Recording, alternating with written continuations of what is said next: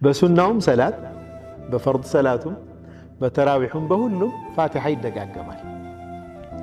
ስትቀራም አንተ ደጋግመዋልና እኔ መጨረሻ አካባቢ ነው እንዴ ፋቲሃ የያዘው ሐሳብ የቁርአን መልእክት ነው እንዴት አስረዳለሁ?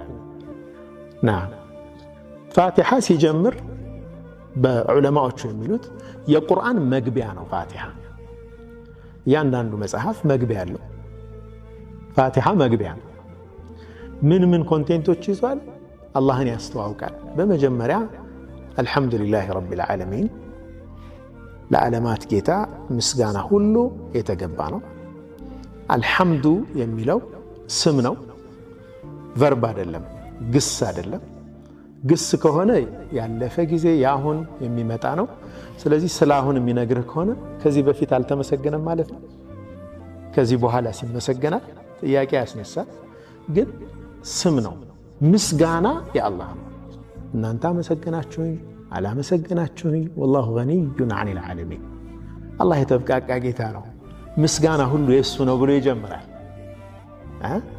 ረበል ዓለሚን ነው ይህ ጌታ ደግሞ የዓለማት ሁሉ ፈጣሪ ነው። ስለዚህ ቁርአን ውስጥ ስለ አፈጣጠር የተነገሩ ቁርአን አያዎች ሁሉ እዚህ ውስጥ ነው የሚገቡት። ያ ሙሐመድ ኸልቀ ሰማዋት ወልአርድ እንዲህ አድርገን ፈጠር፣ እንዲህ አደረግን፣ እንዲህ አደረግን።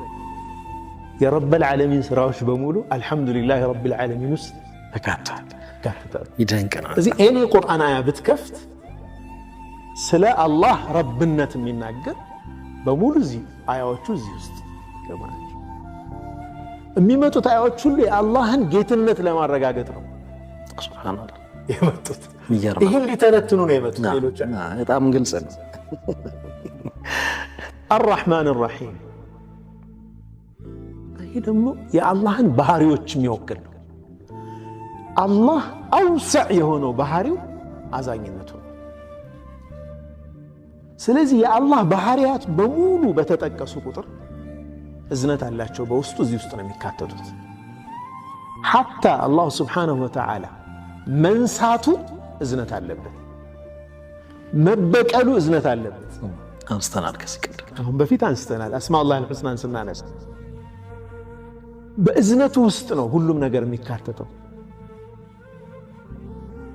ስለ አላህ ሲፈት፣ ስለ አላህ ባህሪ ስሞች የሚጠቀሱ ነገሮች የሱ መገለጫ የሆኑትን ነገሮች በሙሉ አርራሕማን ራሒም ስለ